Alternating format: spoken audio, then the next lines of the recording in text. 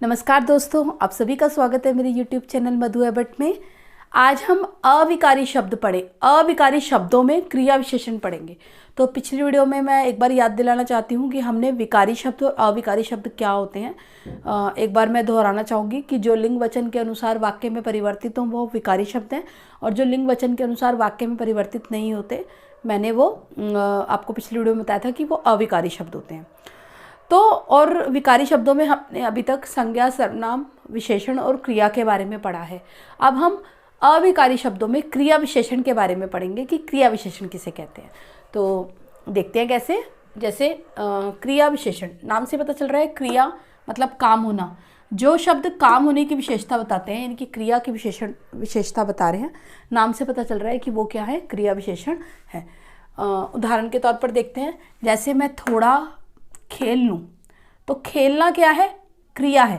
तो क्रिया की क्या विशेषता हो रही है कि वो थोड़ा खेलने के लिए कह रहा है। वो क्रिया की क्या विशेषता है कि क्रिया थोड़ी हो रही है। इसी तरीके से वह धीरे धीरे चल रहा है, तो यहाँ पर चलना क्या है, क्रिया है, और उसकी क्या विशेषता है कि वो धीरे धीरे चल रहा है। वह तेज तेज चल रहा है, वह तेज दौड़ रहा है। तो जब क्रिया होती है और क्रिया की जो विशेषता शब्द बताते हैं उन्हें हम क्रिया विशेषण कहते हैं। जैसे यहाँ पर चल रहा है क्रिया है, खेल रहा है क्रिया है, खेल लूँ, तो इन दोनों की विशेषता कौन से शब्द बता रहे हैं, थोड़ा और धीरे धीरे। इस तरीके से क्रिया की विशेषता बताने वाले शब्दों को हम क्रिया विशेषण कहते हैं। क्रिया विशेषण 4 तरह के होते हैं। जैसे सबसे पहले है कालवाचक क्रिया विशेषण। कालवाचक क्रिया विशेषण, जैसा कि नाम से पता चल रहा है काल, काल का मतलब क्या होता है, समय। यानी कि जो शब्द क्रिया के होने के समय के बारे में बताते हैं, यानी कि क्रिया कब हो रही है, दिन में हो रही है, रात में हो रही है, सुबह हो रही है, शाम हो रही है, अभी हो रही है, बाद में हो रही है।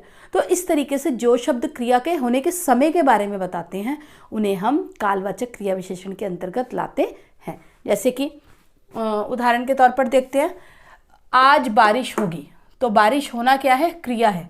क्रिया कब होगी, आज होगी। मैं रात को पढ़ूंगा, कब पढ़ूंगा, क्रिया कब करूंगा, रात को करूंगा। मैं दिन में गया, कब गया, दिन में गया। क्रिया कब हुई, दिन में हुई। तो इस तरीके से जब क्रिया के होने के समय का पता चलता है कि क्रिया कब हुई, तब वहाँ पर कालवाचक क्रिया विशेषण होता है। तो अगला है स्थानवाचक क्रिया विशेषण। नाम से पता चल रहा है कि स्थान, यानी कि क्रिया किस स्थान पर जब होती है, क्रिया का जो है एक स्थान होता है कि क्रिया किस स्थान पर हो रही है, उस तरीके से उसे स्थानवाचक के अंतर्गत लाते हैं। जैसे वह ऊपर खड़ा है, तो ऊपर खड़ा होना क्रिया कर रहा है, क्रिया क्या कर रहा है, खड़ा है। कहाँ खड़ा है, क्रिया कहाँ हो रही है, ऊपर हो रही है।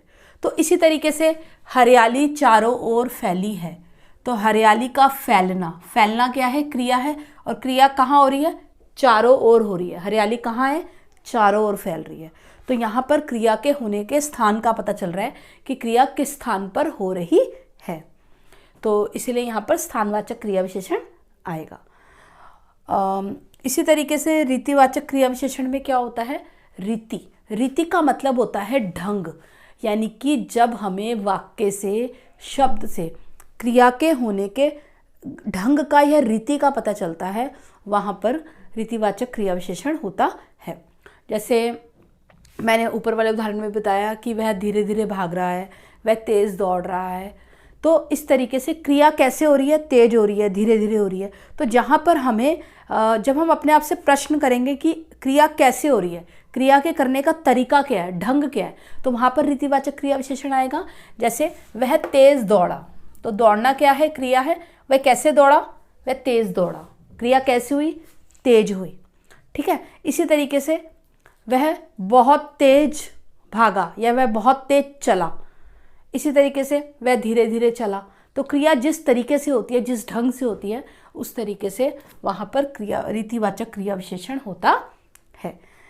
अगला है परिमाणवाचक क्रिया विशेषण। परिमाण का मतलब होता है नाप तोल, यानी कि जब हमें वाक्य से क्रिया कितने अमाउंट में हो रही है, कितनी मात्रा में हो रही है, हमें ये पता चलता है। क्रिया थोड़ी हो रही है, ज़्यादा हो रही है, बहुत हो रही है। तो जब हमें क्रिया के होने की मात्रा का पता चलता है कि क्रिया किस मात्रा में हो रही है, तो वहाँ पर परिमाणवाचक क्रिया विशेषण होता है। देखते हैं, जैसे रमेश आज बहुत हंसा, तो हंसना क्या है? क्रिया है। तो क्रिया की क्या विशेषता है? वो कितना हंसा? वो बहुत हंसा। तो यहाँ पर जो है परिमाणवाचक क्रिया विशेषण होगा। जैसे मैंने आज खूब खाया, कितना खाया? खूब खाया। मैंने आज थोड़ा खाया, कितना खाया? थोड़ा खाया।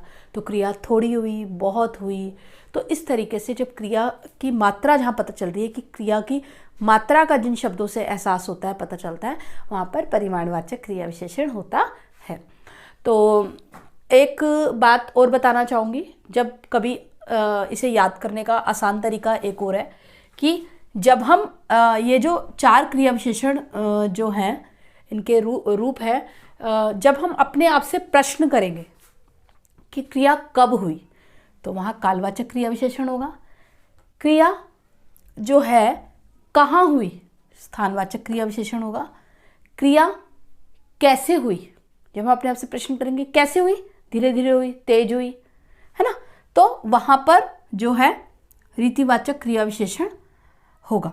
इसी तरीके से क्रिया कितनी हुई, कार्य कैसा हुआ, थोड़ा हुआ, ज़्यादा हुआ, बहुत सारा हुआ, तो क्रिया कितनी हुई, तो वहाँ पर परिमाणवाचक क्रिया विशेषण आएगा। तो ये थे क्रिया विशेषण की परिभाषा और क्रिया विशेषण के भेद। तो आशा करती हूँ आपको मेरी क्रिया विशेषण की वीडियो पसंद आई होगी। तो वीडियो को लाइक, शेयर और चैनल को सब्सक्राइब करना ना भूलें। धन्यवाद।